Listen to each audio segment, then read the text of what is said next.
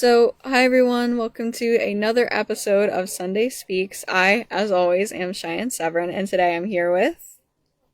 Carol Morris. Carol's one of our parent members. Do you want to give a bit of background on your involvement with alumni before we get into some of the stuff you want to talk about today? Yeah, my involvement was I got interested by going through the Black Poster Project. I'm a mother of 5 children who have died from drugs going back to 2000. Out of my 12 children that I had, 8 of them were addicts. One's in recovery, one's in total recovery, one's in recovery, but I worry about them up and down. Then I have one who is still using, but in the methadone clinic. But I have lost 5 children. And I met Nancy and I got involved. I do go to as many Black Poster projects as I can. I love speaking to the high school kids because I feel like that's going to be our pathways to stopping the abuse that goes on, because it's starting to start younger and younger. Mm-hmm. So about that, like part of the issue we were talking about earlier before the live stream started, we were talking about stigma, and you think that has something to do with it?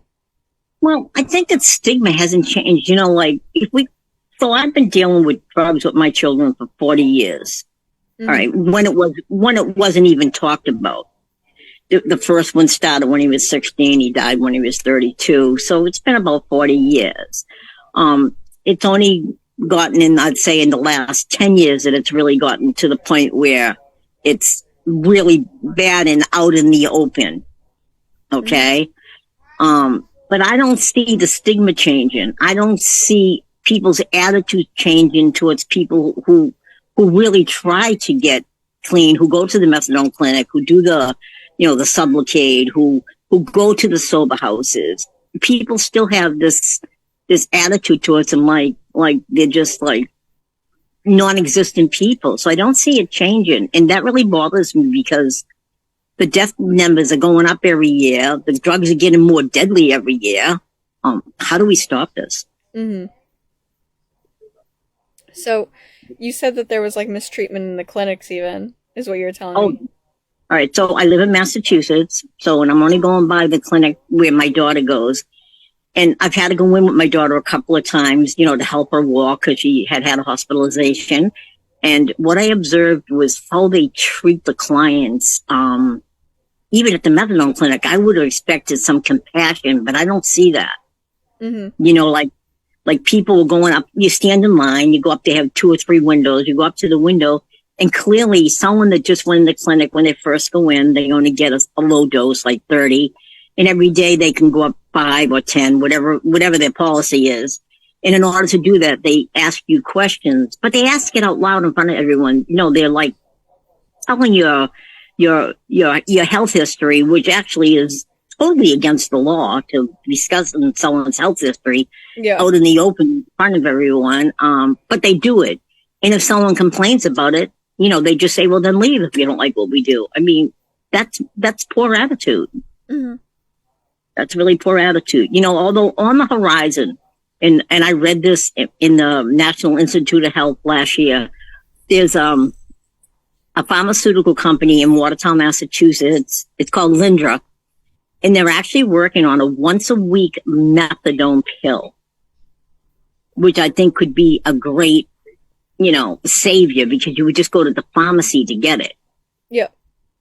It's not out there yet. Right now they're doing human trials with this pill on mental health drugs, which I also think would be a great help for people that have an addiction problem, because we know that mental health goes along with it. Mm-hmm. And even my kids have mental health. And what I notice is people take their pills for a while, they stop feeling better, and then they say, why am I taking this pills? Because I feel fine. Not thinking it's the pills that are making me feel fine. So rather than have to take a pill every day, wouldn't it be great if they only had to take a pill once a week? Yeah. Now the clinics are dead set against that once a week methadone pill. And I understand why, because it's all about money. Mm-hmm. It's all about money. Because it would basically, I think, put methadone clinics just about out of business if they only had to go to their regular doctor and get a prescription for a pill. Yeah. So But I think it's a good idea. And I think it's something that we need to look forward to. And I think it's something that needs to be supported because right now, the astronomical toll of lives in the cost, and not just the cost on, you know, on the medical system, you know, the insurance and stuff. An example, I've been driving my daughter to the methadone clinic every day, except for Saturday, they get a take home every day for 5 years now. Now, she could get a free ride, which called in Massachusetts, they call it a PT1, where they have cars, you know, with your insurance to pick you up. But I don't want my children making friends with more people that have the same issues they have. I just feel like it's more of an outlet to get drugs. So, you know, I did choose to drive her. And I don't think she would go if she had to take a PT1, honestly. I think she'd just say, I won't go, and just continue to keep using. Then I'd worry more. So in 5 years, I've put almost 50,000 miles on my vehicle. Mm-hmm. Gasoline. Now, I don't care about that. You know, I'd do it 10 times over for her. But if we had a once a week pill, I just think that would be so much better for everyone. And it also keeps the person, and I'm sure there's many parents out there that are doing the same thing I'm doing. Literally, probably of the parents, grandparents driving them. It also keeps you from being able to say, I think I'll go away for a week somewhere. Or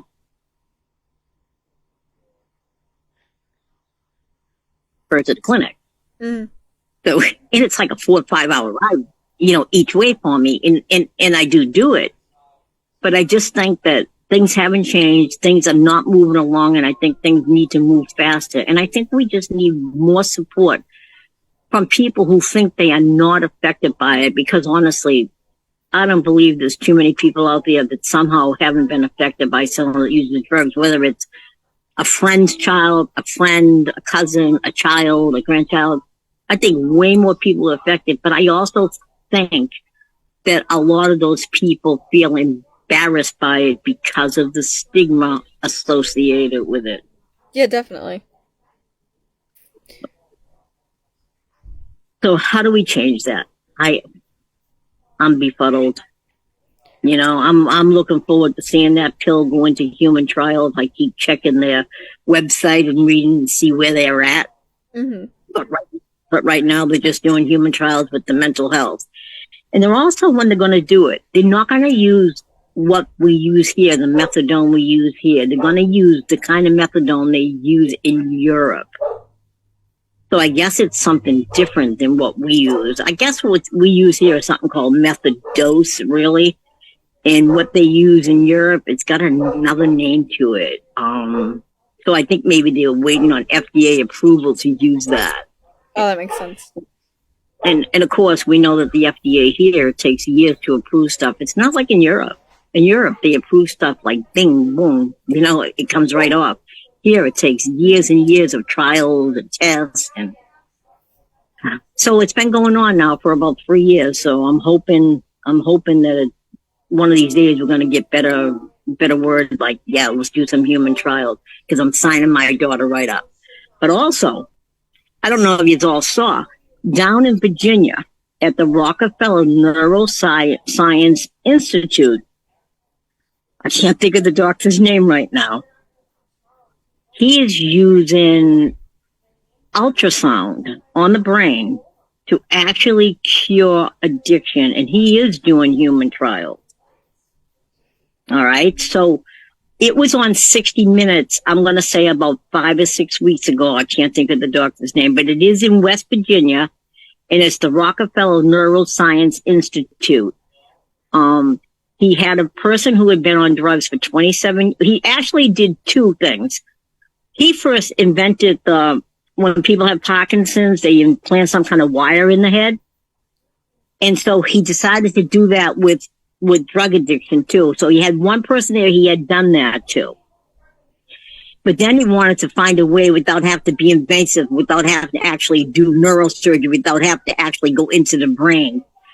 So he did develop a way with the ultrasound to do it. So he had one guy on there. he did have 5 participants. One dropped out.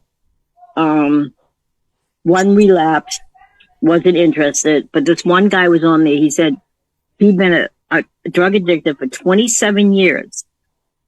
And that they asked him what kind of drugs he did. Said, you name it, whatever I got in my hands, I took. I took heroin. I took, methamphetamines, cocaine, whatever I got my hands on, pills, Xanax, Valium, whatever I could get, I took. So they showed this guy. So they put him in the machine. Now they have a special helmet that this guy developed. It cost $1 million to make it. They put him in this helmet in 1 hour.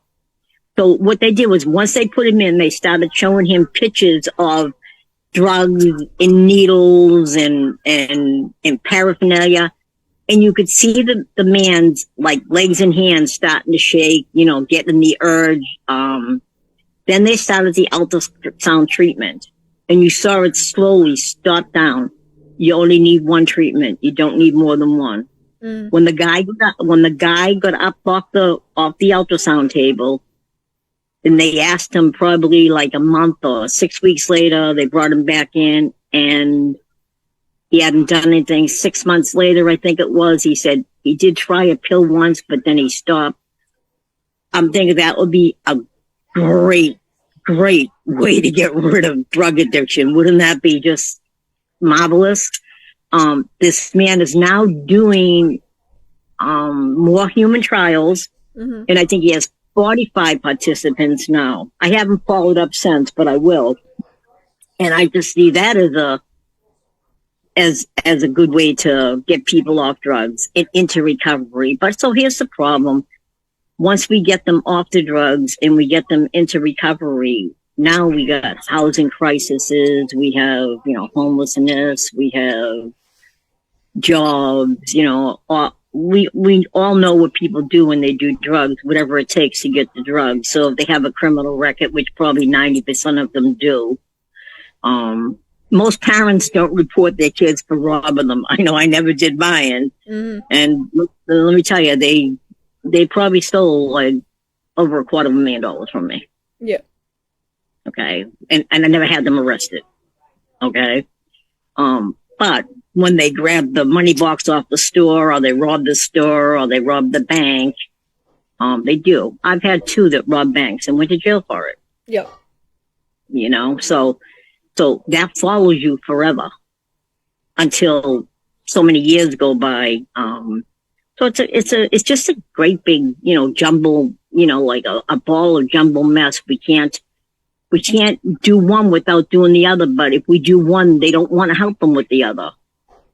So yeah, let's get them off drugs and get them stable. Now let's give them a job and help them get housed. And oh no, we can't give them a job because they got arrested for theft. Mm-hmm. So how do we work together, as a universe, as a country, as compassionate human beings? How do we work together and change this? Now, there are some companies that, take people who are in recovery. We have a trash company that only hires people who have come from sober houses and gives them good jobs, which, great, because the guy that owns it himself was in recovery. Mm-hmm. So he understood, but how many people do that? So I just feel like the problem's never changing no matter what we do. I will say this, New Jersey does strive a little harder than Massachusetts. So we had one school I belong to another support group called Team Sharing. And they had gotten, the school system in Newton got in touch and then said, we want to have someone come in and talk to people. So, they asked me, will you go in? I said, yeah, no problem. I'd love to. 3 days later, they called us back and said, they changed their mind. They don't want anyone to talk to the kids. Yeah. Don't understand it. I don't care if you live in a rich town. Rich kids do drugs too. Mm-hmm. There's no rich or poor, age, gender, race that doesn't do drugs. I don't know what else to say. I'm befuddled. I'm hoping they're talking to kids. I do, after I talk to the kids at the high school, sometimes I do because I give out my little card that has my phone number and my email on it. So every now and then I will get a little message from someone said, you know what? We listened to you. And that makes me feel good, Yeah. But we do need to teach kids to learn how to just say no. That has to be the goal, to just say no. What do you think is a good way to do that? Well, I think the Black Poster Project is a great way for them to do that. I think that some of the kids might be scared when they see that project because they are looking at all people that have died. Yeah. All right. But I think that if they read the stories, and if you look at the project, we get like a mother and a son, a father and a son, brothers and sisters. My kid, he always takes my kids there. All right. You got one family with 5 kids. You have siblings, you have best friends, it's scary. I mean, when I read the thing with the one girl that was 14 years old, my heart broke for her parents, 14 years old. She didn't feel good, and her friend said, "Here, try this pill. Try this pill." It killed her, And then we have the other problem, and I've seen this happen, where people really aren't addicted to pills, but they've been taking psych meds from their doctors for a long time. And now because of this crisis, doctors are afraid they're going to get sued. So they try to cut their patients down, but the patient's not comfortable with it. And then the patient reaches out and buys something off the street and it kills them. And that happened to a girl in New York. And her father, being that her father was a business owner and very wealthy, he aggressively pursued it. And I think 5 people went to jail for his daughter's death. Which is another problem, They don't prosecute enough people for drugs. Okay, but if you're rich and famous or important, like a baseball player, someone gets arrested, whose grandson just died? It was someone's grandson just died from a drug overdose. And before they had the toxicology report back, they actually arrested the drug dealer, Robert De Niro's grandson, about 6 months ago. He overdosed and died. And before the toxicology was back, they arrested the drug dealer. Why? Why don't they arrest all the drug dealers? Yeah. When my last son died, the whole conversation was actually in his phone. We know who the drug dealer is. I know where he lives. I know what he looks like. I know what his car was. I know who he came with. I waited 2 years. Now he's been dead going on 5. I waited 2 years and I went to the police station and I kind of cornered the chief of police. He was out at some kind of conference outside, for the people. So I said, "What's going on?" And he said, "I'll have someone get in touch with you." So his detective has called me and said, "Oh yeah, we investigated it. It's up at the district attorney's office." And that was like in September. So in November, he called me back and he said, "Oh, we're still investigating." I said, "What do you mean? You already told me you did, right?" He said, "No, I didn't say that." I said, "Yeah, you did. I know exactly what you said." So I asked him, I said, "You're calling from the police station, right?" He said, "Yep." I said, "And you record all calls?" I said, "Well, you need to listen to the old conversation." So then I don't hear anything for like 6 more months. And now we have some kind of thing where they got the fire department, the police there. So I grabbed the police chief again. And I say, I still haven't heard anything. We're going on 3 years now. Finally, the detective calls me back. And this is exactly what he said to me. He says, I live in a little teeny town. All right. We don't even have streetlights in our town. He said, "First of all, we don't investigate deaths. We give it to the state police." I said, "Oh, this is the first time you're telling me that." He said, "But the state police refuse to investigate," which I find kind of hard to believe. But he said, "But anyways, unless you saw your son buy the drug, watched him take him, and watched him die, we can't do anything." Wow. I won't say what I said to him, but it wasn't nice. I said, "That's just blank, blank, blank, ridiculous. Who would do that?" Yeah. I don't know anyone that would do that. So still no justice. Other than, I know the guy that sold the drugs does drugs, and he probably one of these days will be a fatality too, but that's no consolation to me. We need justice. And I also think that if we prosecuted more people that did drugs with very harsh penalties, there would be a lot less drug use too. Mm-hmm. Because they don't get prosecuted. They get arrested with drugs and they they get bailed right out and they get a slap on the hand. They go in court and they say, no, I bought all that stuff for personal use. Yeah. You know, and they get slapped on the wrist. They might get some probation. If they got a smart lawyer, they get continue without a fine for 6 months, and they just go about their business. Yeah. You know, so it's a jumbled ball of mess. It's, you know, like we can't get into the core of it and straighten it out. It's like trying to get through all the little, you know, nooks and crannies to get to the core, and it frustrates me. On that note, Carol, we're out of time for today. So do you have any last, like, comments before we end off today? No, we just need to keep encouraging people to say no. Mm-hmm. We just have to just encourage them to say no. But thank you for having me. Yeah, of course. Always a pleasure, Carol. Have a nice day. Thank you. Bye-bye. All right, bye-bye.